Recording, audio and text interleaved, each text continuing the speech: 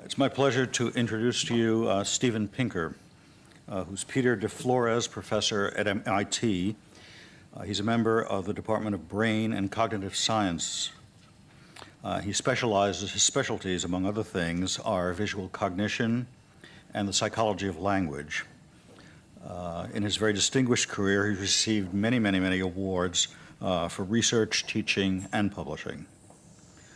Among his impressive achievements are, I've counted 4 prize-winning books, I'm sure there are thousands of others,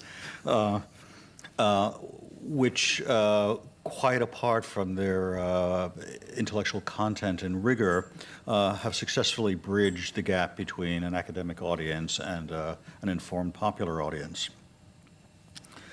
His most recent book, The Blank Slate, has received much attention from humanistic, as political and scientific audiences. Steven Pinker.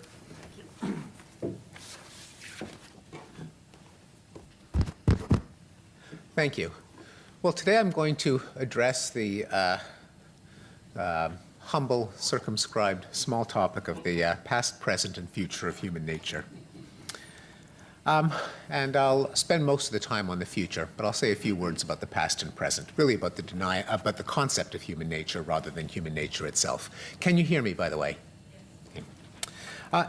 In the past, there was a widespread denial of human nature through most of the 20th century, the subject of my most recent book, The Blank Slate, and I'll just give you 3 representative quotes from well-known public intellectuals. Man Has No Nature by Jose Ortega y Gasset. Man Has No Instincts, the anthropologist Ashley Montagu. The Human Brain is Capable of a Full Range of Behaviors and Predisposed to None by the late paleontologist Stephen Jay Gould. At present, so I argue in The Blank Slate, we're seeing a rediscovery of the concept of human nature, partly from common sense. Anyone who's had more than one child knows that children are not indistinguishable lumps of putty waiting to be shaped, but they come into the world with personalities. Anyone who's noticed that a child learns to speak, but a cat raised in the same environment does not learn to speak, knows that the environment clearly can't determine behavior, but innate abilities have to play a role. And I would say anyone who's been in a heterosexual relationship knows that it's very unlikely that men and women are indistinguishable in all respects. Human nature has been rediscovered through the study of human universals, although throughout the 20th century, anthropology trumpeted differences among cultures, which indeed are profound. They overlie a bedrock of universals that number in the hundreds.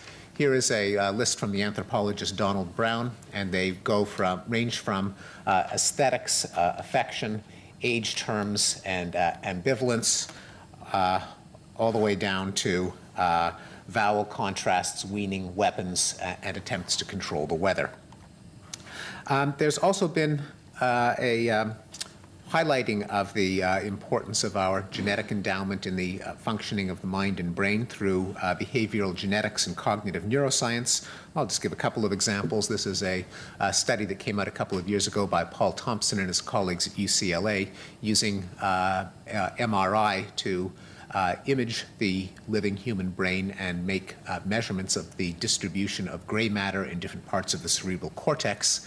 They compared distribution of gray matter across pairs of individuals and coded the correlation in false color, where purple means a correlation of 0, which is what you get when you take unrelated people, and anything other than purple shows a statistically significant correlation.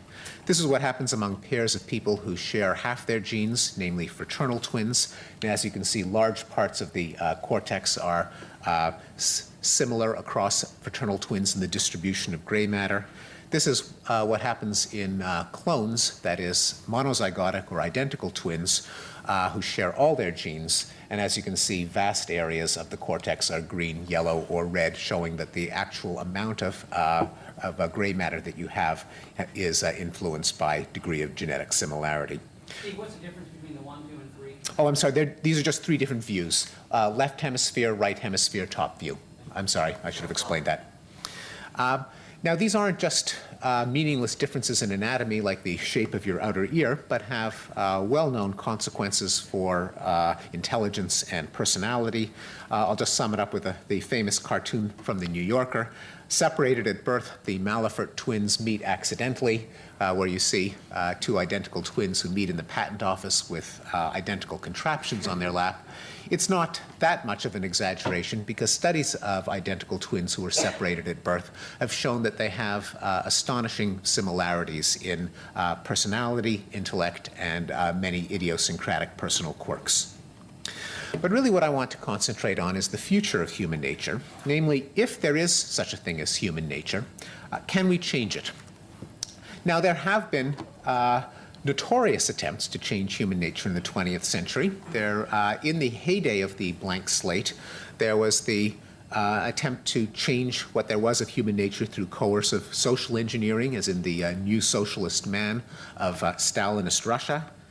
And there was also the coercive eugenics of Nazism, and in a milder form found in even in Western democracies. I think there's widespread agreement that both of these were humanitarian disasters and led to some of the greatest atrocities in human history. Instead, I'm going to be talking about a perhaps more benign form of changing human nature, namely voluntary genetic engineering, the so-called designer babies. And I apologize for missing the morning session. I had to deliver a eulogy at a funeral and had to miss it, and I'm sorry I didn't hear what people have to say, because judging from the abstracts, I think I'm going to be respectfully disagreeing with some of the talks this morning, and this is to my surprise. I think I'm going to be disagreeing with Lee Silver, a person with whom I thought I agreed on everything, but perhaps not this. It's ethically controversial, as I assume was played out this morning. But a common assumption among people who believe that it should be allowed, people who believe that it should be forbidden, is that it's inevitable unless we intervene and regulate now, that it's simply a matter of time before designer babies are a reality. And I'm going to offer a skeptical view on that inevitability. Obviously, I can't say that it's not going to happen, but I am going to argue that it's not inevitable, and it's very much in doubt whether it will happen. The overview of the argument is that it's not inevitable. In fact, I go a little farther and say it's highly unlikely in our lifetimes. Why? 3 reasons. One is the fallibility of predictions about complex technology, which should just give us pause in any statement delivered with certitude about what is inevitable, what is already here, what will happen, what is only a matter of time. Second is some impediments to designer babies from what we do know about behavioral genetics. And third are some impediments to changing human nature from human nature itself. Well, let me start with just the broader topic of predictions about the future. Here is a quote from Winston Churchill in 1932. 50 years hence, that would be 1982, we shall escape the absurdity of growing a whole chicken in order to eat the breast or wing by growing these parts separately under a suitable medium. Well, 1982 came and went, and they were still growing whole chickens, and it hasn't changed 20 years later. Nuclear-powered vacuum cleaners will probably be a reality within 10 years. Alex Lewis, the president of Lewis Vacuum Cleaner Company. Here, by the way, those are from a wonderful book called The Experts Speak by Victor Navasky and Christopher Cerf. But here are some others that I remember fondly from my childhood. Domed cities to control the weather. Jetpack commuting, remember that? You'd strap on your jetpack to get to work. Mile-high buildings, artificial organs, routine consumer space flight, the Pan Am shuttle to the moon. Interactive television, a few years later. Remember the paperless office? Did any of you know what the word ream meant before you got a computer? The internet refrigerator, it would wire the grocery store when you were out of milk so they would deliver it. The dot-com revolution and the end of bricks and mortar retail, et cetera, et cetera. Now, why? These predictions were spectacularly wrong, and the question is why? One of them, obviously, is the linear extrapolation of progress, what engineers sometimes call the fallacy of climbing trees to get to the moon. Namely, we've reached this increment, let's extrapolate it linearly, or in many cases even exponentially, where Moore's law has been extended to apply to almost anything. An underestimation of the number of things that have to go exactly right for the scenario to take place. Often predictions are based on one discovery or one advance, often the most exciting or sexy advance, and there may be 50 boring, prosaic things that also have to be discovered or implemented or be accepted for the entire prediction to take place. Technological things that have to go right, psychological in terms of the acceptance of individual people, and sociological, namely what is likely or unlikely to catch on and become part of the culture at large in the kind of tipping point phenomenon that we've read about. Third, there's a failure of many futurologists to consider the costs as well as the benefits of new technology, while actual users would consider both the benefits and the costs. Why is there unlikely to be an internet refrigerator? Well, you know, I've thought about it. Yeah, it would be cool to have your refrigerator order milk from the grocery store. On the other hand, I don't feel like spending 2 hours on the helpline with Microsoft debugging my refrigerator or figuring out how to reboot it or decoding the obscure error messages in order to keep the ice cream hard. There's also an incentive structure for futurological predictions. One way to get into the New York Times is to say that disaster is a-coming, or that there'll be a brave new world where everything will be much better or much worse than it is now. If someone were to say to the New York Times, in most ways, life 10 years from now will be very much like life now, except for a few changes that no one will predict now and that no one will see coming until it's here, well, chances are people will pay much less attention. Second part of the argument is there's, I think, some cold water on the prospect for designer babies from studies of behavioral genetics and neural development, the study of the relationship of genes to behavior. I think the Achilles heel of genetic enhancement will be the rarity of single genes with consistent beneficial psychological effects. And that's what is needed for designer babies to be a reality. Now, there's a paradox, I think, in the science of behavior genetics, and that is, I think we have excellent reason to believe that tens of thousands of genes working together have a large effect on the mind, and we know this from twin and adoption studies. On the other hand, we found few or no single genes that have a consistent effect on the mind. There have been a failure to find single genes that can explain schizophrenia, autism, and OCD, which are all, of course, defects or deficits, let alone talent such as musical talent, likability, intelligence, and so on, even though in every one of these cases we have excellent reason to believe that differences among people are to a sizable extent caused by differences in their genes. It's just differences in lots and lots of genes rather than a single gene.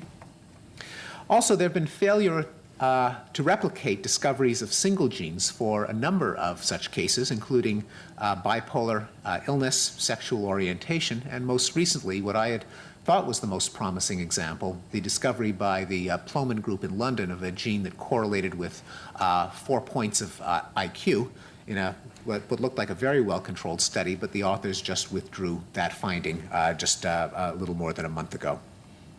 The resolution of the paradox is that the human brain is not a bag of traits with one gene for each trait. Rather, neural development is staggeringly complex, with many genes interacting in complex feedback loops. The effects of genes are often non-additive. The pattern of expression of genes is as important as which genes are present. And for this reason, I don't think that anyone should hold their breath for the musical talent gene. It is quite possible that even if musical talent were partially determined by genes, that there may not be a single gene that anyone will discover in our lifetime. A crude analogy is computer software. Obviously, the way your computer behaves depends on how it's programmed. That doesn't mean that there's going to be a single line of programming code that when added to any program makes it easier to use, and when taken out of any program makes it harder to use. There are other genetic impediments to genetic enhancement. One of them is the probabilistic effects, even of an entire genome, all 35 to 50,000 genes. We know that monozygotic twins reared together are imperfectly correlated. In many degrees of personality, the correlation is around 0.5. Now, 0.5 is much, much higher than 0. It's also much, much lower than 1.0. And there's no doubt that much of personality is genetically influenced. But nonetheless, two people who share all of their genes and, by the way, all of their environment, or pretty much all of their environment, don't end up identically. What that tells me is that sheer chance, stochastic processes, play an enormous and probably underappreciated role in making us who we are. It's not all our genes, and it's not all our parents either, because these are twins who are reared together. But I digress. Another genetic impediment to genetic enhancement is pleiotropy, the fact that genes have multiple effects, and dominance, that the effect of a gene depends on what other allele it's paired with, that probably most genes have multiple effects, and evolution selects for the best compromise. An example would be the famous, I think they were called the Doogie mice, after Doogie Howser, the mice that had extra copies of the NMDA receptor genetically engineered in, knocked in. It turned out that those mice, even though they were faster at solving mazes, were also hypersensitive to inflammatory pain.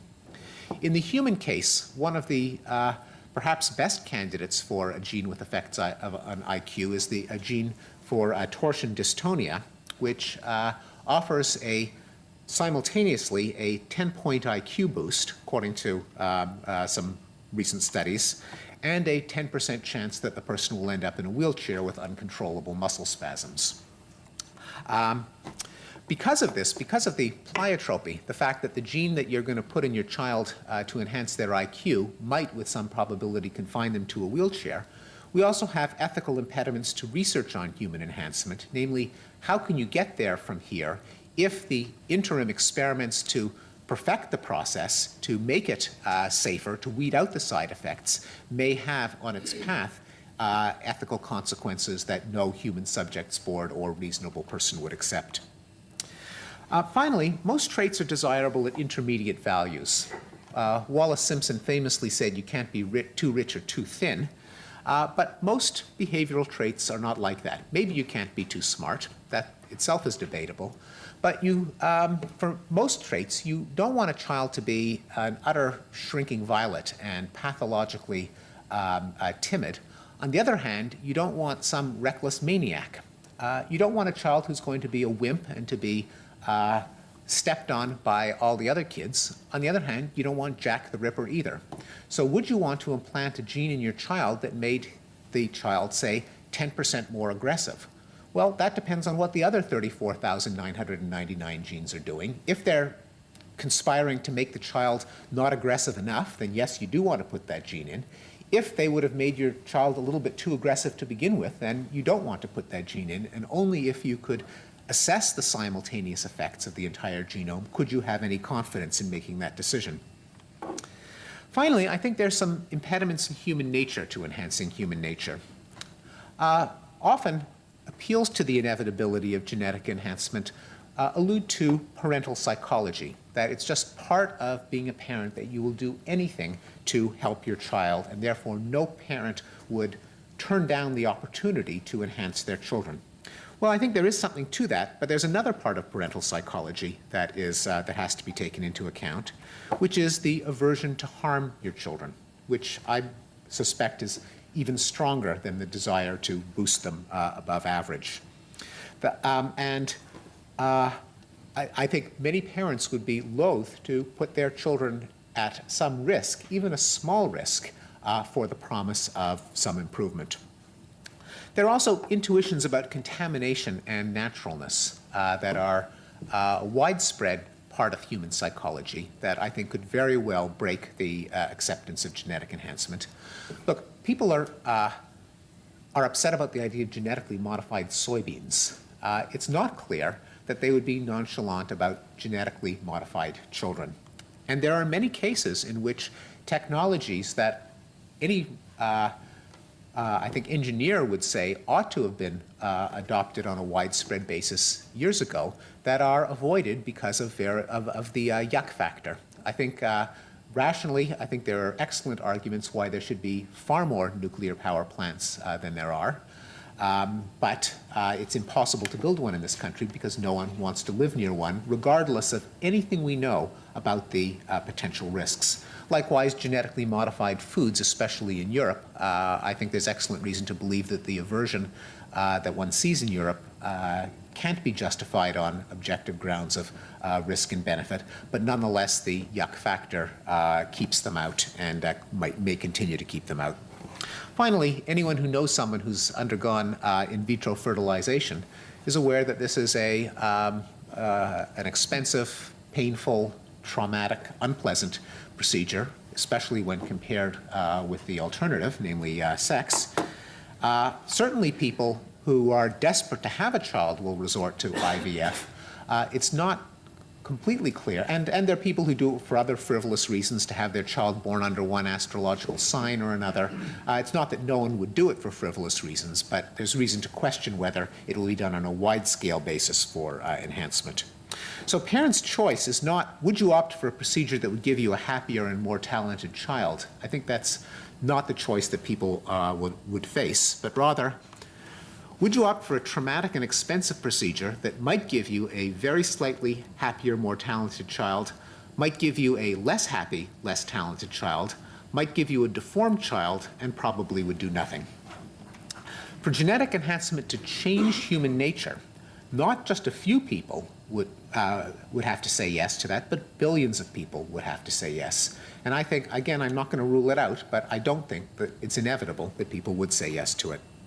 So to sum up, changing human nature by voluntary genetic enhancement is not inevitable, I argue, because of the complexity of neural development and the rarity or absence of single genes with large, consistent, and beneficial effects, because of the trade-offs of risks and benefits of enhancement by researchers and by parents. The conclusion is, again, it would be as foolish to say that it will never happen as to say that it's going to happen tomorrow. And together with all of these silly predictions about nuclear-powered vacuum cleaners, you have equally silly predictions on how man will never reach the moon regardless of all future advances and so on. What I would argue, though, is that bioethics policy should acknowledge the frailty of long-term technological predictions, which I think have a very poor track record.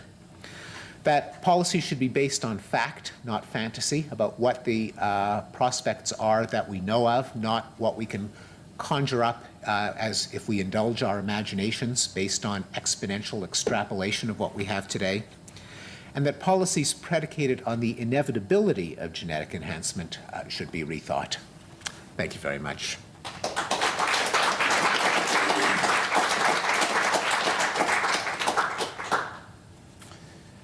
And are there any questions? I've been asked to direct questioners to microphones, so not just so that it can be heard within this room, but so that it can be recorded for posterity.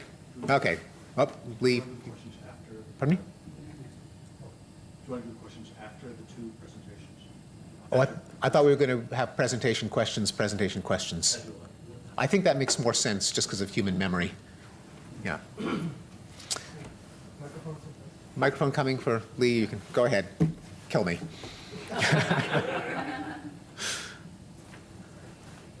should just point out that it's as interesting to make up a list of all the scientists claiming things that couldn't be done that could be done. But Granted. but I want to, aside from that, I want to come back to the argument which I agree with, which is the notion of a cost-benefit analysis, looking not at the monetary costs, but all of the other non-monetary costs that will go into any rational person's decision whether to use such a technology to enhance their children. And I want to step back from the neurological stuff and talk about things that are more likely to be understood sooner, which is health effects, effects on whether or not you can have a child who's resistant to cancer and stroke and Alzheimer's disease and things like that. And there are 2 points that I wanted to make. One is that your argument is perfect for embryo selection in that if you actually look at the differences between individuals, it's lots of small effects from lots of genes, and so embryo selection makes absolutely no sense for enhancement purposes. But when you come to genetic engineering, you don't have to rely on the natural tiny little differences that exist between genes. If you have a magic bullet, for example, a gene that gives absolute protection against cancer, which you could do in mice, which is not something that's a small effect, but a major change. So the first point is that when you're using genetic engineering versus embryo selection, genetic engineering could be powerful enough to overcome this small gene effect. I'm not talking about neurological, I'm talking about health things. The second thing that goes into a cost-benefit analysis is that it doesn't have to be 100% probability to be worthwhile. And the example I gave this morning, when unfortunately you couldn't hear the talk, was the fact that people spend $150,000 to send their children to Princeton University with no guarantee of a positive outcome, and just increasing the probability that their kid's going to be basically make more money in their lifetime. So this comes back to the question. With all of this in mind, with the fact that this technology is not ready for prime time, nor is it going to be ready for prime time yet, do you really think that you could say that, and forgetting about the neurological stuff, talking more about the simpler stuff, which is the human body stuff, do you really think that it's never going to happen at that level? Or do you think that maybe when we're talking about this kind of stuff, it's going to happen? And once it happens at that kind of level, might that not break down the dams to sort of acceptance of higher level enhancements? Well, I think part of the answer is going to depend on the risks, and just knowing what's happened in plain old somatic gene therapy, where there's been such a rough road to what one would have thought would be pretty straightforward medical procedure, but the lawsuit at the University of Pennsylvania and the kids getting leukemia and so on. I guess I wouldn't feel comfortable predicting. But that never worked in mice either. Yeah. Somatic cell gene therapy has never worked in any animal. Yeah. Well, I bring it up just as that the kind of roadblocks that come up, I think, are often very difficult to predict. And so I certainly would not want to say that something is impossible or is never going to happen. Whether it happens or not, I think, is always going to be very much in doubt, because there are these unanticipated dangers that sometimes pop up, and we'll only know until we do it. In some cases, such as the enhancement of humans, there are, since the first attempt is not going to guarantee the absence of negative side effects, where is the ethics board that's going to approve the procedure, and where are the parents who are going to volunteer their unborn children if the risk is something that we ordinarily wouldn't otherwise live with? I agree that it's possible we might have it. I guess this might be your example of embryo selection, but for, say, the family that has where one of the parents is or both parents are one of the parents is a Huntington's gene carrier or some other gene where you might be removing a defect as opposed to installing an enhancement. And I would also concede that my skepticism is much stronger for psychological traits than it is for health traits. Although even there, are there good examples of, not of weeding out a bad allele, but adding one that would have a consistent positive effect? You alluded to one that would reduce the chance of cancer? That's right. You could do that. Now, the only other thing I want to add, and then I'll let other people speak, which is that you can imagine that the marginal cost, so the costs are high, but the marginal cost would be less if the parents are already undergoing IVF and considering adding this into the procedure. In other words, then there's not this then you don't have the whole cost of doing IVF, because they're doing IVF anyway for fertility reasons, and then they're being offered, by the way, we're going to put in P53, which protects your children from cancer, or we're going to put in some gene that is known already in the population to protect from Alzheimer's disease or stroke or something like that. Yeah. That I think is more plausible, although there too, the question is, do we know that such a gene has no other effects that might offset the... As I said this morning, the only way we would know that is if people elsewhere already have it. Right now, that's the only way we would know it. So other people already have this gene, and you can look at people who are already alive and see what impact the gene has on them. Like, for example, the gene that protects against HIV infection, which is already present in 1% of the population. So now I don't think that's a large enough of a benefit to put into a child, but it's an example of something that exists in other people that people might want to give to their child. It hasn't reached the threshold, but along with other advantages. Yes, Evelyn? Oh, I'm sorry. Okay. Just as a point of information, is there one example available at this particular point of a gene that you can implant and that will get rid of any disease? They would get rid of a disease. Yeah. Well, that will, or at least, yeah. well, I suppose for any allele that has been associated with the disease, the wild type allele for that gene would get rid of the disease. So, I mean, if you had, I don't know enough about the genetic details, but if there's a gene for Huntington's disease, then, well, even there, it depends on the number of repeats. But yeah, I would think there are cases where you could, if you identify how the person with the genetic disease differs from an unimpaired person, then it would be possible, at least in principle, I suppose, to. I'm asking, did this yet happen? Well, Is there an example of a situation where the gene was implanted and the person oh, no. was... No, because we don't, as far to our knowledge, unless the Raelians have done something that we don't know about, there haven't been examples of a human embryo receiving a gene implant. But at this particular point, it's still sort of theoretical or from a prediction point. Right. In mice, yeah. Well, knockout mice or And knock-in mice, mice. let's take the case of mice. What are the examples that have been demonstrated in mice? Can provide total protection against cancer. And that's the only one? No, there are many others. That's the most. Any cancer? I'm just curious. Every cancer. Evelyn? I'm glad. I'm glad to hear you acknowledge. It's the first time I think all day the importance of the genetic context of any gene intervention. But I'm surprised that no one has talked about the importance of the context, the extragenetic context. For example, I mean, my comments are so obvious, they oughtn't need to be said, but I think today they do need to be said. For example, you talked about genetic change that would increase the level of aggression by 10%. Is this desirable or not? And you said, well, it depends on what other genes are present, but surely it depends on the culture in which that child is going to grow up. So one has to,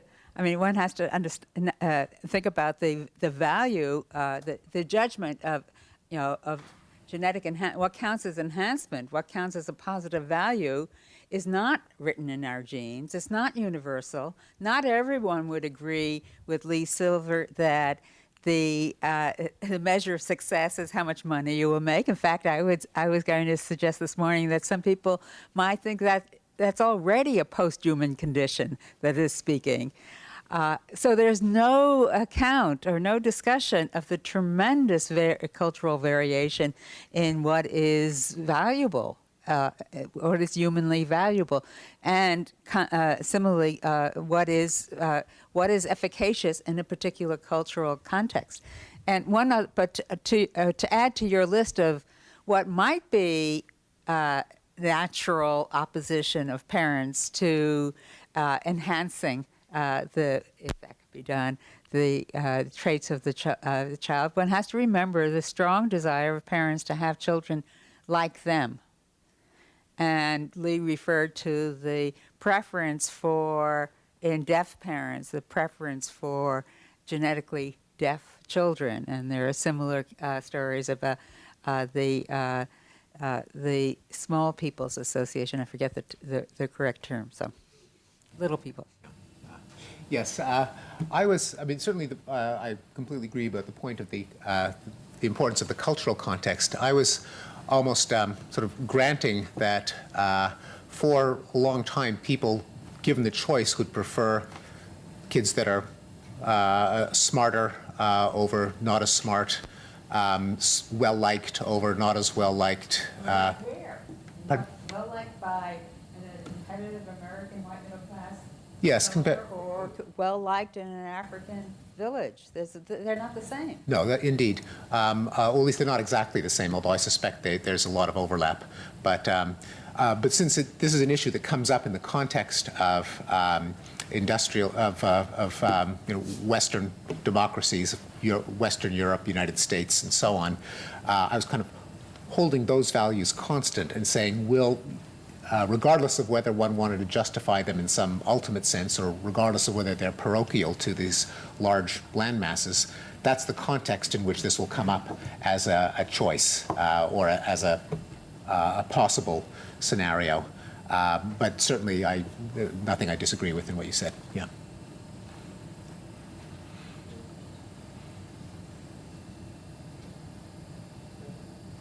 Thank you very much.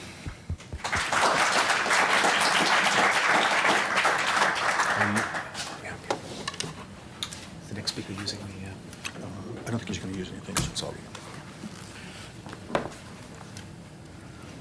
Our next speaker is Richard Schacht, who is professor of philosophy at the University of Illinois at Urbana-Champaign.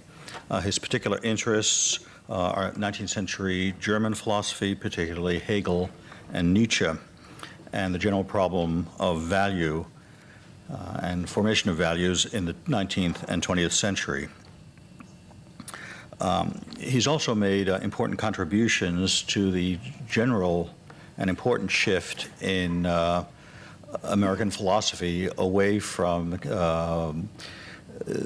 what some people consider the constrictions of positivism and logical analysis to much more juicy subjects and things that have drawn people to philosophy from the beginning of human history.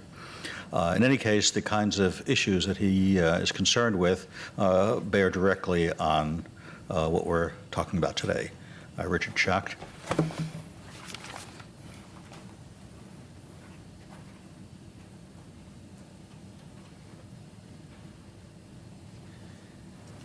Thank you very much.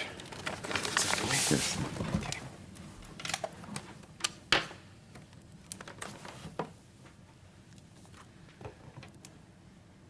I'm the token philosopher on the program, and so you're going to experience a cultural difference.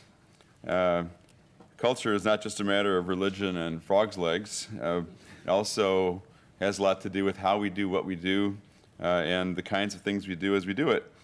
I'm going to give you an example of what philosophers do when they give talks. We don't usually talk through PowerPoint presentations. What we do is to craft and read papers to say as carefully as we can and as completely as we can within the time constraints we've got what's on our minds with respect to the topic, and that's what I'm going to do.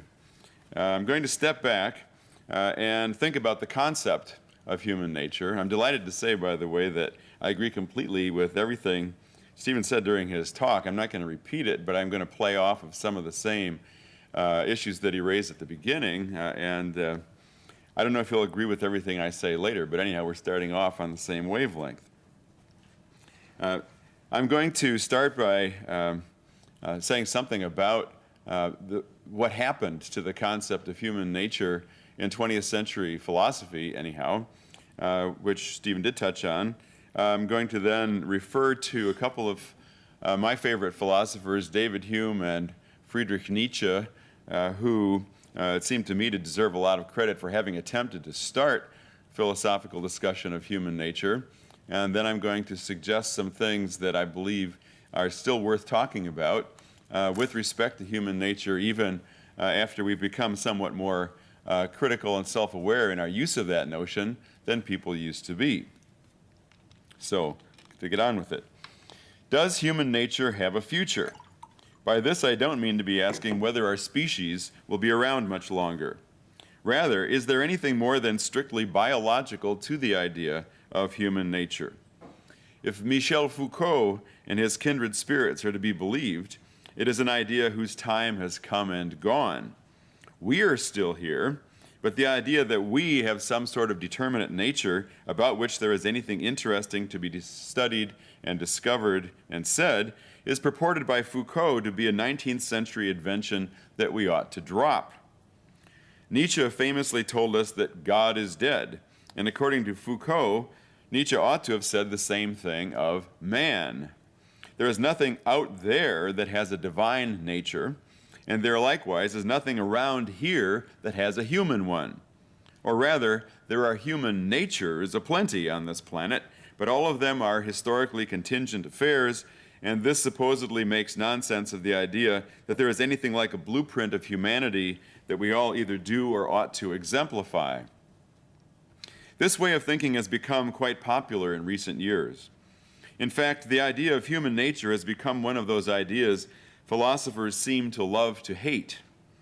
It makes strange bedfellows of philosophical sects, which in most other respects are at each other's throats.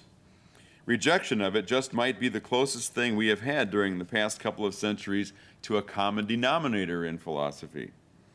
Time was when things were different, at least for a while. So, for example, John Locke did not blush to publish his magnum opus under the title Essay Concerning Human Understanding. And David Hume went so far as to entitle his major work A Treatise of Human Nature. Enlightenment philosophers in France with Gallic zest took up the idea that whatever else we may be, we are first and foremost human beings. In German-speaking Europe, after the death of Hegel, Ludwig Feuerbach rallied post-Hegelians to the banner of a philosophical anthropology. So a Hegelian talk of Geist, or spirit, was out, and naturalistic talk of der Mensch, or man, was in. But not for long.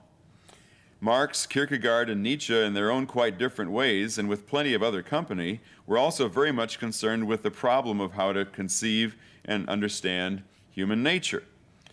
Yet they also had a deep and significant series of reservations with respect to rival ways of thinking about ourselves. And their philosophical fans, for the most part, have been more interested in their mentors' reservations than in their proffered alternatives.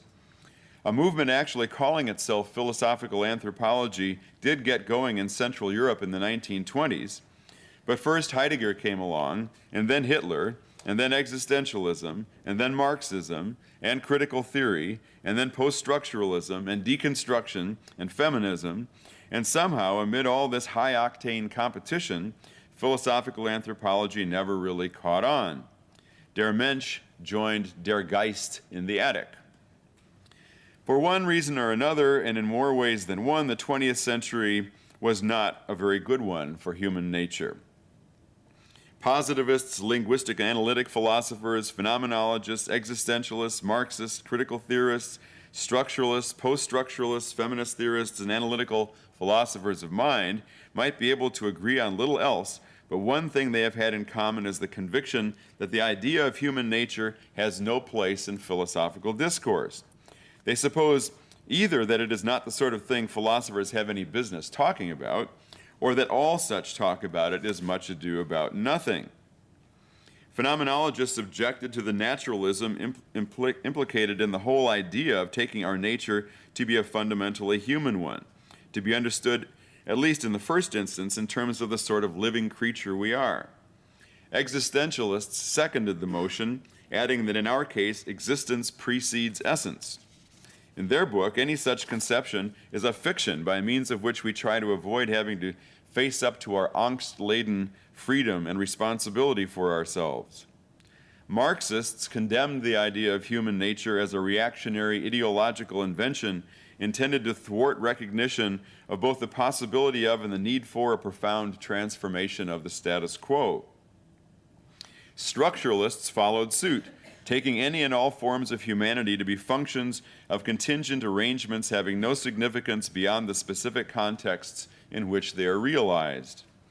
Feminists condemned all talk of our kind in terms of man and men as sexist, and they sometimes even went on to discern sexism in the very idea of a human nature that would apply across the board.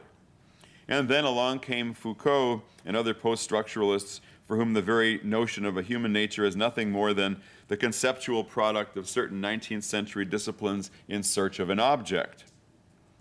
In the face of so much opposition, one might well conclude that the only future the idea of human nature is likely to have is that of a whipping boy for whatever else might come down the philosophical pike.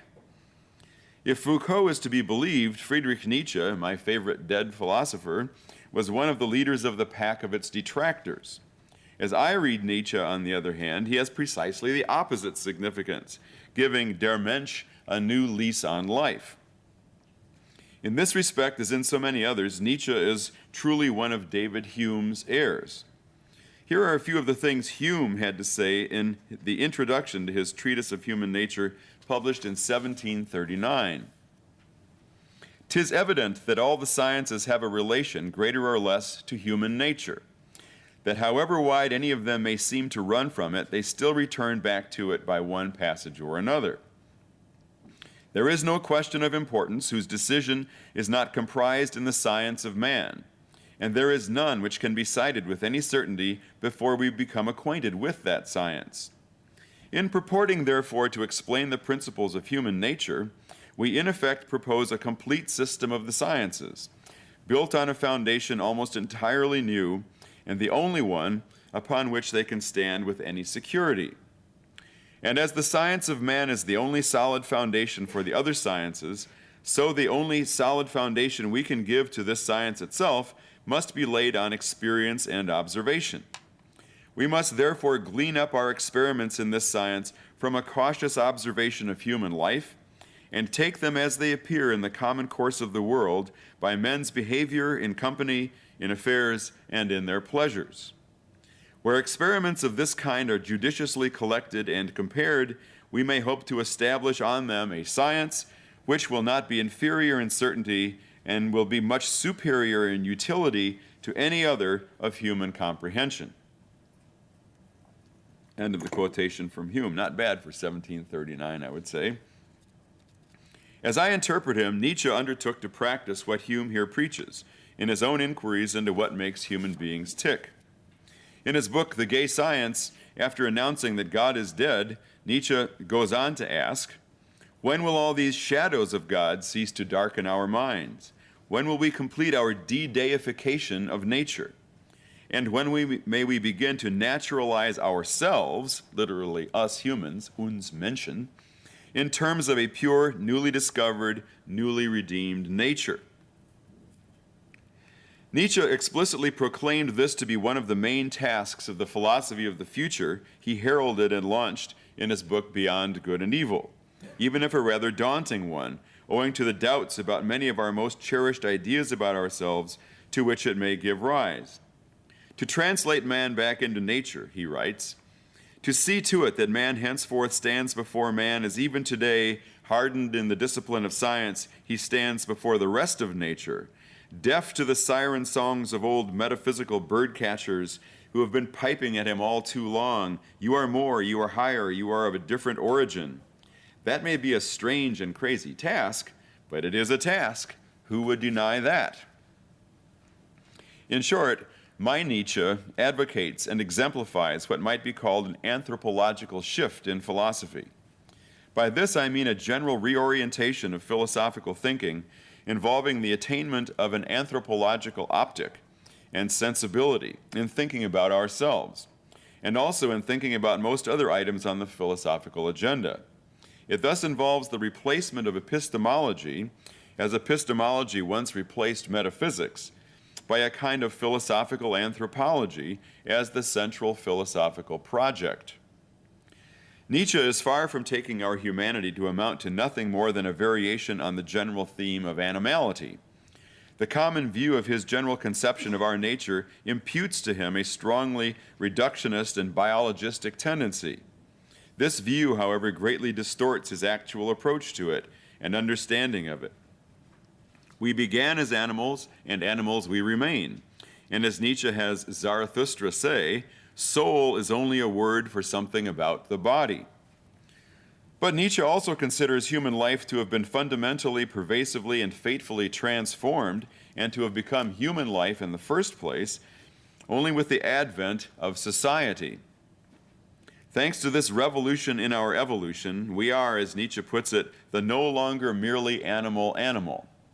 he does contend that what he calls the entire evolution of the spirit is ultimately to be referred back to the body and our physiological constitution. However, he places equal emphasis upon the ways in which human reality has come to be reconstituted and shaped in the course of its development. And in this connection, he makes much of the social and cultural phenomena associated with its transformation, both as cause and as effect. For the purported key to our humanization and its subsequent elaboration was what Nietzsche calls the fundamental change that occurred, quoting him, when man found himself finally enclosed within the walls of society, and that transformed the semi-animals we once were into the human beings we are now. Nietzsche did repudiate the notion of human nature as a kind of eternal truth, as early as Human All Too Human in 1878, in which he wrote, "Lack of historical sense is the hereditary failing of all philosophers. Many, without being aware of it, even take the most recent manifestation of man, such as has arisen under the impress of certain religions, even certain political events, as the fixed form from which one has to start out. They do not want to learn that man has become, that even the faculty of cognition has become. Now, everything essential in the development of mankind took place in primeval times long before the 4,000 years we more or less know about. During these years, mankind may well not have altered very much. But the philosopher here sees instincts in man as he now is, and assumes that these belong to the unalterable facts of mankind. But everything has become. There are no eternal facts, just as there are no eternal truths. Consequently, what is needed from now on is historical philosophizing, and with it, the virtue of modesty." Close quote. But that for Nietzsche was not the end of the idea of any sort of human nature, for he then went on to recast the notion of the human and to make much use of it as thus reconceived. He clearly supposed that it can and should be rehabilitated, and made the focus of enlightened inquiry of the sort he commended to his new philosophers and sought himself to undertake. It is no objection or fatal obstacle to the enterprise of a philosophical anthropology for Nietzsche that our humanity has a history and a genealogy, and that it remains capable of further transformation. In both cases, the moral he draws is not that the idea of human nature is ruled out, rather, that inquiry must and can adapt itself to the character of human reality in aspiration and method as it proceeds to develop with them. It is this kind of thinking about human nature that I believe can and should have a future. Human life, to Nietzsche's way of thinking and to mine, is both a biological and a sociocultural affair. Its sociocultural dimensions are obviously anchored in certain of its biological underpinnings and clearly are importantly conditioned by them. But its biology is equally clearly engineered precisely for plasticity. The social and cultural diversity of human existence, past and present, is undeniable and stands in striking contrast to the relative constancy and uniformity of our biological constitution. Moreover, the open-endedness of human life with respect to the possibility of the emergence of new socio-cultural forms must at least be presumed. These are among my reasons for supposing that at least a good deal of what goes on in human life, at and beyond the level of socio-cultural phenomena, is not explicable in merely biological terms, even though I readily grant that it is an open question in what respects and to what extent this is so, and have no metaphysical investment in the idea of free-floating, free-willing free wills frolicking about behind the scenes. This sociocultural supervenience is a profoundly important feature of human reality and might be called our true supernaturalism. It's not that we started out supernatural or are so by metaphysical birthright, but rather we have, in some sense, wound up that way. We are creatures of nature and then some, having bootstrapped our way beyond our original, merely natural animality. With the transformation of our proto-human nature that both made possible and was required by our socialization and the invention of culture, human life broke the mold in which it had first been cast. A dialectic of nature and nurture has been going on ever since, to the point that the very impossibility of disentangling them is one of the hallmarks of our humanity.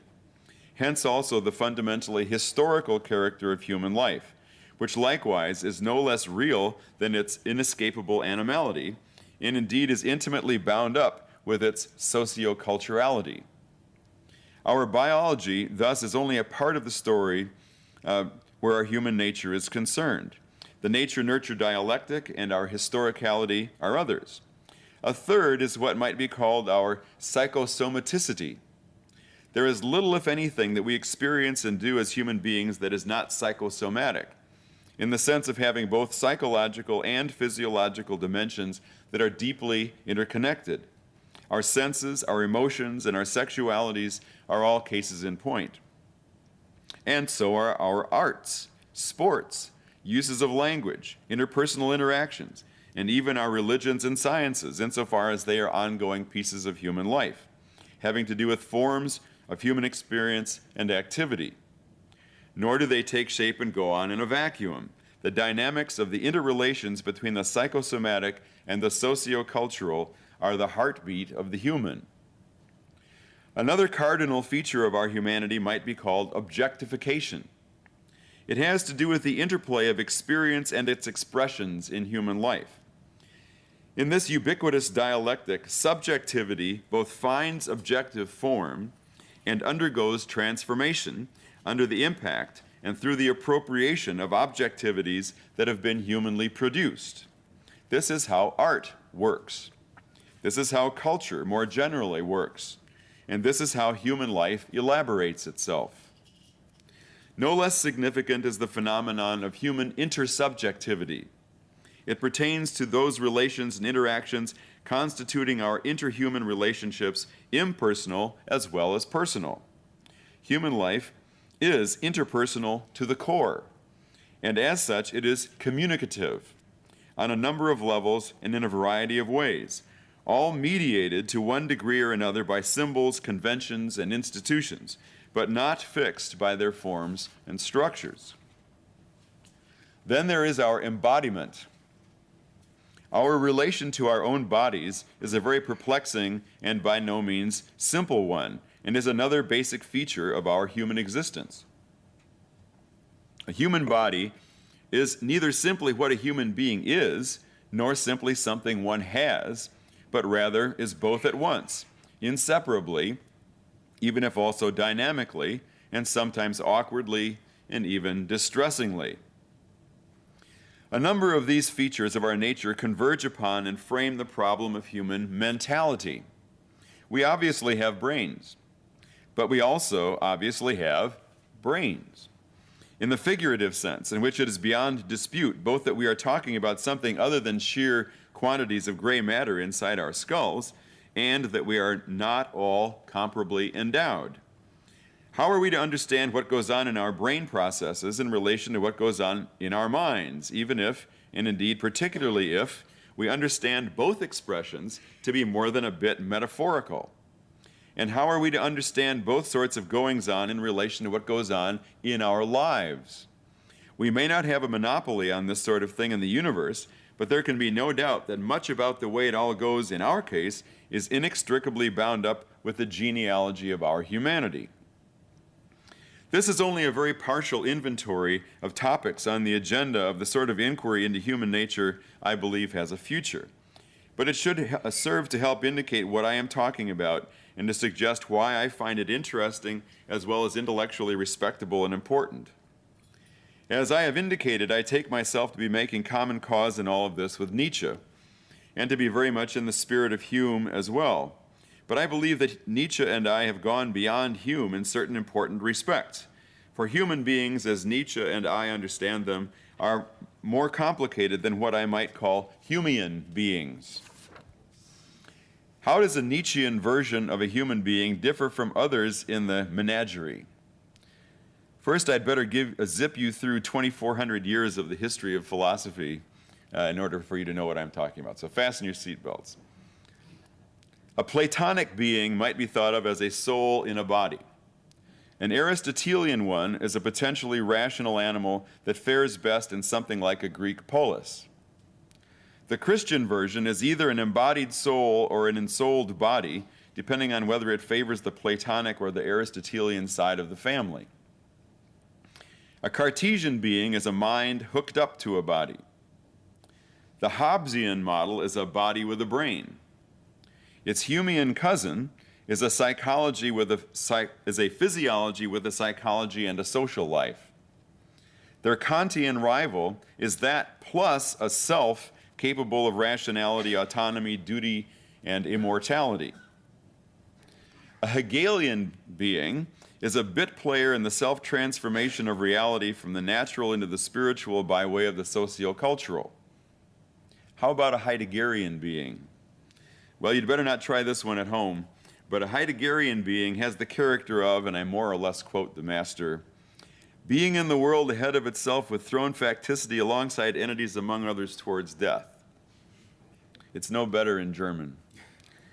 A Sartrean being, on the other hand, is just a recycled Cartesian duality, redescribed as a being and a nothingness. Or as Sartre playfully puts it, it is what it is not and is not what it is. In contrast to the Heideggerian formulation, I can explain this in a single lecture, but not now. And a Nietzschean being? Well, a Nietzschean being might be characterized as a Humean being with its psychology scrambled by socialization and with a penchant for sublimation resulting from a religious upbringing in a Hegelian neighborhood. As one might guess from this description, Nietzschean human beings don't all turn out alike. And indeed, most of them don't turn out very well at all, which is hardly surprising under the circumstances. Although some have it in them to turn out very well indeed, and a few actually manage to do so, even if not for long. My own version is most closely related to Nietzsche's, although a number of the others are up there in its family tree. I would now like to suggest some of the things I think belong in the picture. I consider them to be a needed supplement to the neo-Hobbesian portrait that seems to be finding favor these days among cognitive science types and their philosophical fellow travelers. According to them, the mental dimensions of human life are really just a disguised neurophysiological subset of its physical dimensions. I do not doubt for a moment that everything that goes on in us has such dimensions. I do very much doubt, however, whether this will take us very far in the direction of making sense of human reality. For Hegel and for Nietzsche, and for me as well, this life in this world is all there is to us, but there is more to human reality in this world than meets the natural scientific eye. It also involves social and cultural phenomena in which human experience finds objective expression and embodiment. Both of them, Hegel and Nietzsche, would grant that mental life goes on only when and where the appropriate sorts of neurophysiological events are occurring. But for both, that is not the whole story, and I agree. Speaking now for myself, the warp of the infrastructure may be neurophysiological, but its woof is social and cultural. Its setting is not only the brain, but also human societies and institutions and their associated objectivities, from the languages spoken in them to the customs, practices, rules, laws, and institutions established in them, to the artifacts fashioned and products produced and exchanged within them. Indeed, human mentality is not only some subset of brain states, but also is social, cultural, political, economic, religious, artistic, scientific, linguistic, and other such phenomena in their living reality as intersubjective forms of human life. It has to do at once with their objectifications and with the varieties of experience made possible and structured by these objectifications. Our mental life can no more be adequately understood simply in terms of something going on inside our heads, abstracted from this context, then organic life can be adequately understood in terms of something going on within the individual organism, abstracted from its relations to its environing world.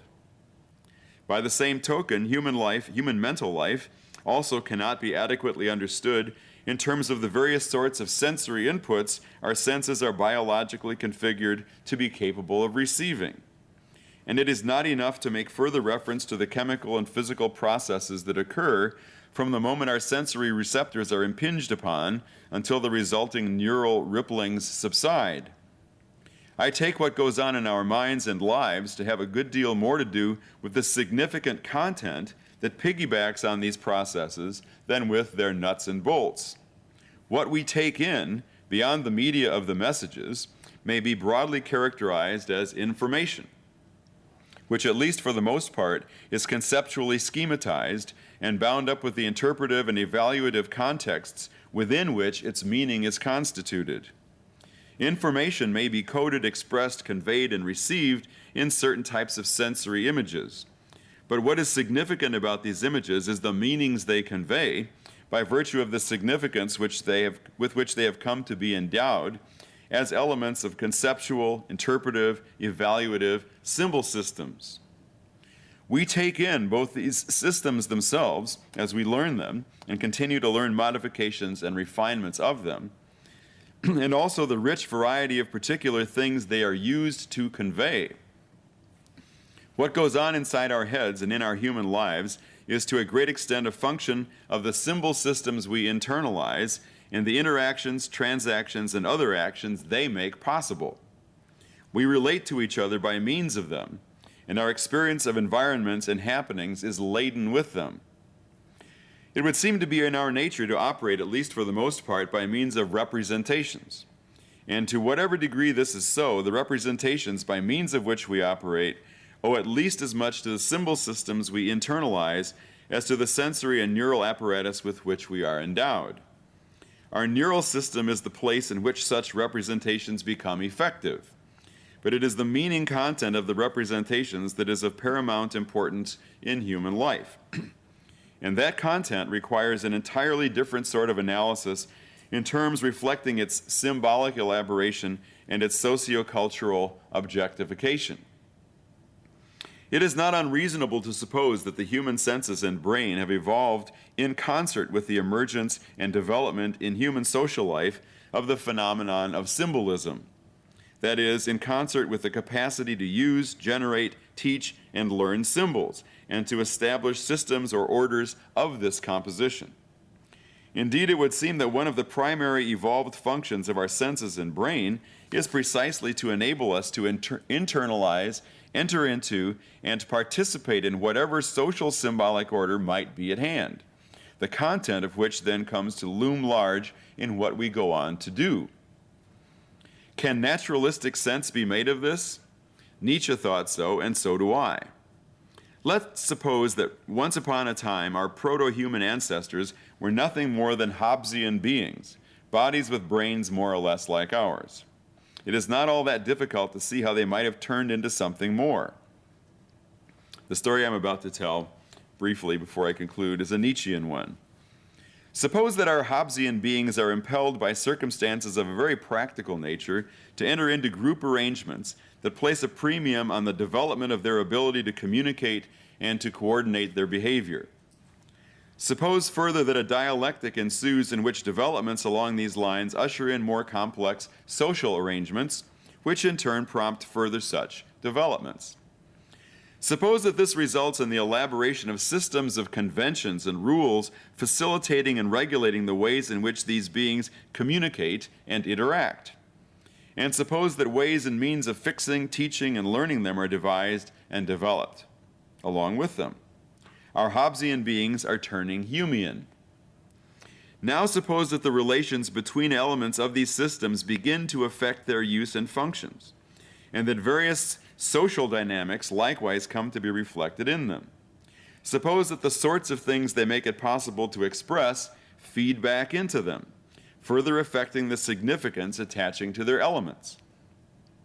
And suppose that the resulting conceptual, interpretive, evaluative, and normative schemes come increasingly to structure the ways in which these beings encounter each other and their environing world, and frame the ways open to them to act in various situations. By this point, our Humean beings have become more or less human beings. Their manner of existence has come to be mediated by socially generated and sustained domains of symbolic phenomena that exert a decisive influence upon the character and course of their experience and conduct. Their psychosomatic Humean nature has not disappeared, but it has been transmogrified and so superseded.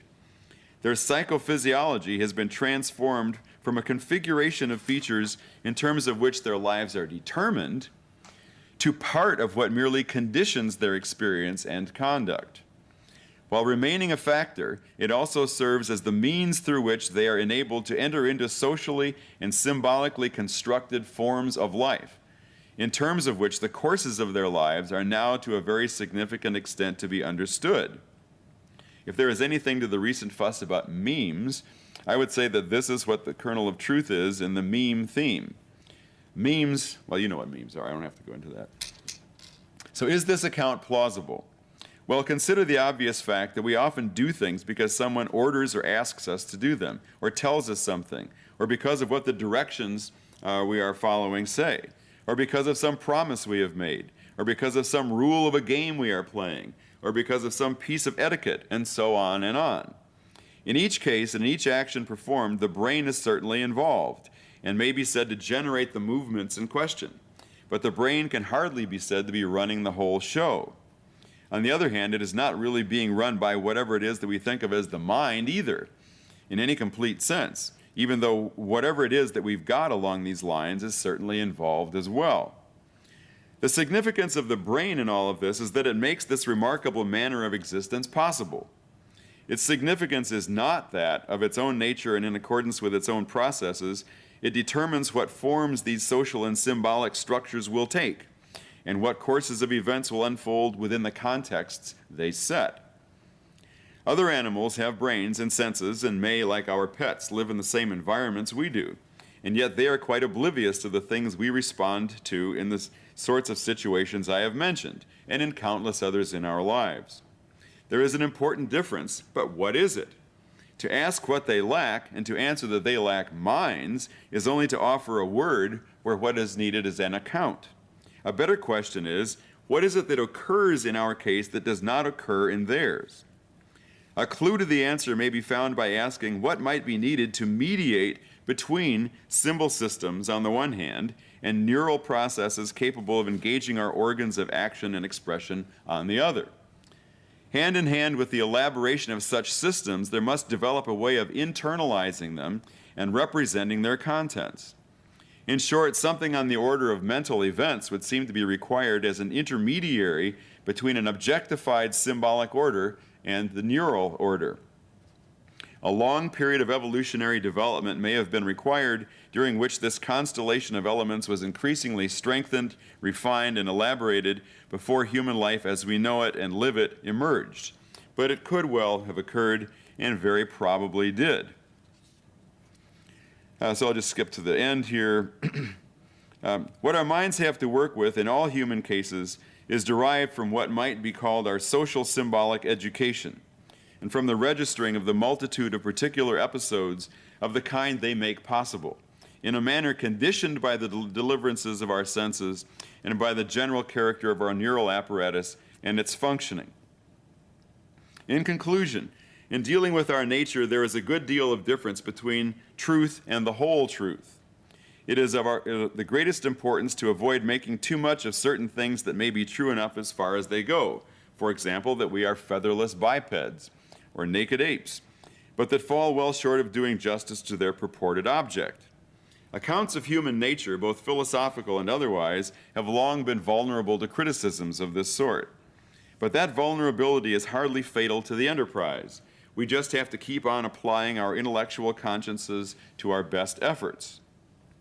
Even though I have been speaking with some assurance in the account I have been sketching, I am well aware that virtually nothing I have said is beyond dispute.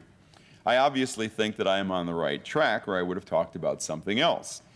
In this business, however, the jury is always out, the final verdict is never in, the witnesses are always under cross-examination, and further testimony is always being taken. That's just the way it is, at least in philosophy. But we in the business don't mind. We've been in the business for 2,500 years. We've had time to get used to it, and it has a bright side. Our work will be forever unfinished, and so we'll never put ourselves out of a job. I hope that I have made a convincing case that the idea of human nature does have a future, and that a jointly philosophical and human scientific consideration of it not only is possible, but also can be quite interesting. An enterprise of the sort that I have been describing and displaying undoubtedly is and will remain a rather untidy and tentative affair. But then the same is true with respect to human life itself, and so one could hardly expect matters to turn out any differently. Thank you very much.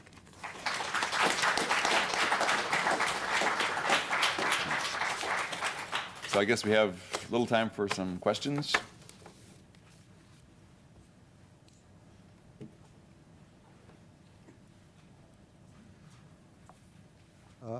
There are a couple issues that I wanted to raise with you, if I may. The first one is, I accept what you're saying about the study, well, human nature falling by the wayside in philosophy department. But in the society at large, that's not what it looks like to me from outside of the philosophy department. And what I mean by that is that there are huge classes of students of human nature, and I'll name a few: salespeople, politicians, lawyers. And I would think that the amount of money that gets spent on advertising research it probably dwarfs what is being spent in philosophy department. And these people are researching human nature in the sense that you mention it, I think. And the second issue that I wanted to bring up is that it seems to me that Can I respond to the first one first? Because otherwise I'll probably forget what I was going to say. Well, first of all, I was saying that human nature had more or less become disreputable as an idea in 20th century philosophy, but I'm arguing for its return in the 21st century, and I see some signs that it may well return to something that philosophers are talking about again, as well as human scientists and others. So I'm arguing for the rehabilitation of the notion. But you're certainly right that there are lots of other people who are running around investigating what they take to be human nature, spending lots of money on it, and maybe even figuring out very good ways to manipulate the people watching TV and seeing the ads and the like. And it's debatable, perhaps, whether what they are getting a handle on is human nature as opposed to particular dispositions that people have come to have as a part of the way that people are brought up and educated and bombarded in our society. Finding out what the levers are that you can push and pull to get people to do things is certainly a real kind of inquiry. Is it inquiry into human nature, or is it inquiry into particular sorts of dispositions that people in a particular society have come to have, and which presumably they could also come to change if in the next generation or two we bombard our kids with different sets of stimuli. So I want to distinguish between something that is deserving of the general title of human nature as applying pretty much across the board, and the kinds of things that I was talking about are supposed to be cases in point, whatever kind of culture you've got. And then those things which are specific to particular cultures, which is not really human nature, but the nature of your typical teenager in 2003 in America, or some such thing as that. So if we sort out those different levels, those are still human beings we're talking about, but it's not their nature qua human nature we're talking about. It's their nature of Generation X, or whatever their generation is, or our generation. So you had another question, but if you wanted to, or should we, well, go ahead. Okay, my second question is that it seems to me a major and determining feature of philosophy over the last 2,500 years has been the idea that humans had a monopoly on reason, and that's especially true in religion, I think. And a key issue of what we're talking about here is that we're facing the possible emergence of non-human intelligence, either in the form of AIs or non-human forms of biological intelligence. And I mean, do you think that if Hume or Nietzsche had lived with non-human intelligences around them, they would have written the same things? Well, I think Hume and Nietzsche would have been very interested in this whole topic as it's unfolding today in the human sciences, and in fact, would have found a lot more in the human sciences to interest them than in 20th century philosophy's rejection of the idea. But I do not at all want to say, and neither would they, I think, that human beings have a monopoly. I mean, other philosophers may have thought that human beings have a monopoly on rationality and knowledge. As far as I'm concerned, as far as they're concerned, it's an open question. What other sorts of creatures and what other sorts of machines, what other sorts of devices might be capable of various sorts of cognitive functions? It will be a further question that we'll have to deal with, and philosophers are actually starting to try to deal with this question as to what kinds of treatment non-human entities, especially mechanical ones, deserve, and whether they become deserving of the same kinds of consideration that human beings do, or that our pets do, or that works of art do, or some other, what kind of status morally or evaluatively do they have? Are we entitled, if we find creatures on Alpha Centauri, to eat them if they taste good, whatever kinds of processes are going on in their experiential and cognitive life, or if they are knowers, does that entitle them with certain kinds of immunity from utilization? These are wide open questions, and it's not only knowledge or reason that is thought to be a human monopoly, but various kinds of creativity. For example, it is conceivable that you could eventually devise computers or something that would be artistically creative in a genuine sense, not just randomly spinning things out, but producing music or paintings to compete with the best.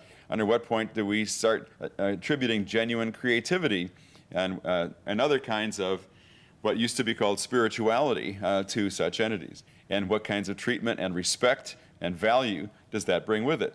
So as far as Hume and Nietzsche and I are concerned, these are open questions, but these are not questions that are settled by what's human.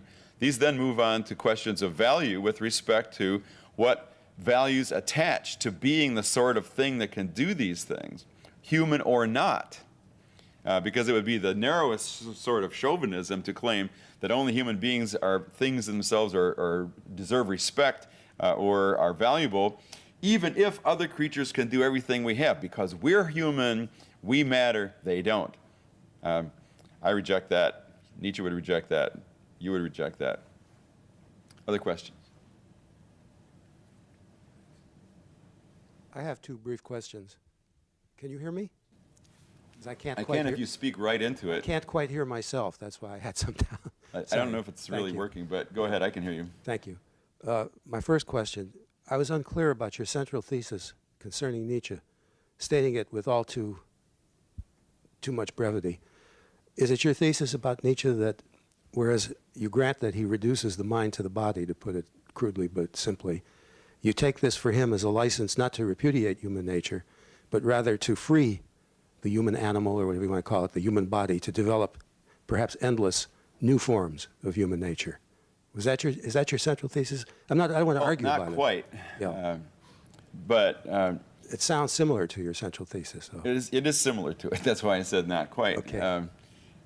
He wants to deny that there is any sort of metaphysical entity like a soul or something like that that is stuck into the body, attached to the body, that what we are is the body as it has developed in the course of human events, but having identified human reality with the human body, including the human brain and human senses, then the question for Nietzsche is, how has it been transformed in the course of human social and cultural development so that it's capable of forms of experience and activity that are no longer comprehensible in merely biological terms? And Nietzsche thinks that a significant qualitative transformation of the character of human reality has occurred in this interaction with our own products, that is, the product of social and cultural objectifications of our own activity, which have then transformed the ways that we experience things, process things, do things, interact with each other, so that we are involved now in forms of human development that need to be understood in a more than merely biological manner. And we may not be free to become anything whatsoever. There are constraints of a biological nature, as well as relating to the specificity of our social and cultural history. But as far as Nietzsche is concerned, it's an open question what we may make of ourselves now that we have a better idea of how we work. And the more we can refine that idea in terms of sophistication in understanding how the brain works, how symbol systems work, how our senses work, how the processing and interaction works that I was talking about, this will help us to get a better handle on what we may yet make of ourselves. So the enhancement of life is Nietzsche's #1 project. To enhance life, you've got to understand life. And so his first project is to understand human physiology, human culture, human reality as completely as we can in a thoroughly naturalistic way. Then, of course, we're going to have to make decisions about what we're going to do with ourselves. And that, there's no God or no absolutes to guide us in that. That's going to have to be something we work out as we go along. That'll do nicely. Thank you very much. Right behind. Oh, okay. You began by saying that philosophy expelled human nature, or rather a whole series of schools. Is this going across? Yeah. That a whole series of schools and isms expelled human nature. Would it be equally correct to say that this is not an expulsion but a theft, grand larceny perhaps? Because during the 20th century, it is, I think, religion and even religion departments that grew up alongside of philosophy departments that took great numbers of your students and a great portion of that discipline. And next, or really at the same time, it was linguistics, that it is language which is going to produce the key to our entire human nature. And of course, what's going on today is that cognitive science is stealing your thunder.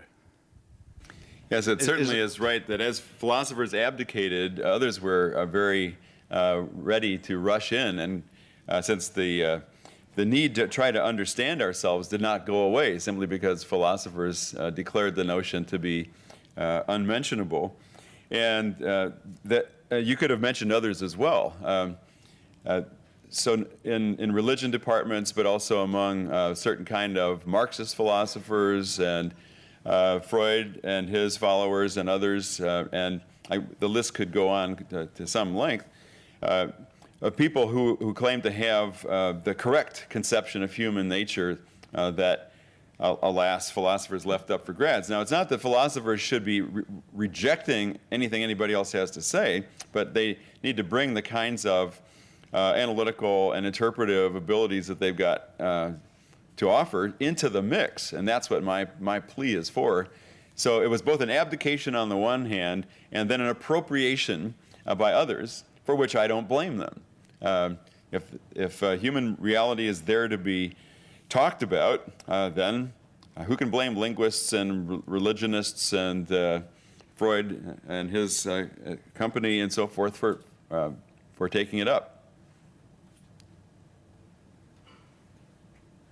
I'm in great sympathy with most of your argument, but my worry is that your rehabilitation of human nature depends on your redefinition of human nature, and that redefinition remains somewhat idiosyncratic. So you want to emphasize in fact, you used the word human supernature at one point in your talk, but certainly in this conference, human nature is understood as what's inside the brain, the body, and what is biological, and for most people that translates to what is genetic. So how can you succeed in effectively redefining the term? Well, I don't think it's so idiosyncratic. Maybe in some groups where people are very much committed to the model of human nature and human being as a particular type of biological entity, then to try to say that human reality has to be talked about in social and cultural terms as well as biological terms may sound strange. But If you go across campus and talk to people in the social sciences, that doesn't sound strange at all. In fact, to them, it's hard to get them to think about human biology. Right. No, I know that. But in this context, it seems to me you need to make clear that you have redefined the term and to emphasize that shift that you have made. I'm quite willing to make that clear. I guess it's a plea for a conception of human nature that is not, that does not limit itself to talking about what can be talked about in terms of the brain and biological functions and the like. Because if we want to do justice to human nature, we're going to have to talk about more than that. And we can't just say, as many philosophers are quite willing to say, well, all the more than that stuff is just a matter of the way the brain works. I mean, we wouldn't be able to do the other stuff if the brain weren't doing something, so therefore it's just all a matter of brain processes. But what brain processes make possible and what's actually going on are not necessarily the same thing. And it is my fond hope, anyhow, that even people in this room can take that point and nod yes. But if that's idiosyncratic, then I plead guilty. Yes. Right. So thank you very much again.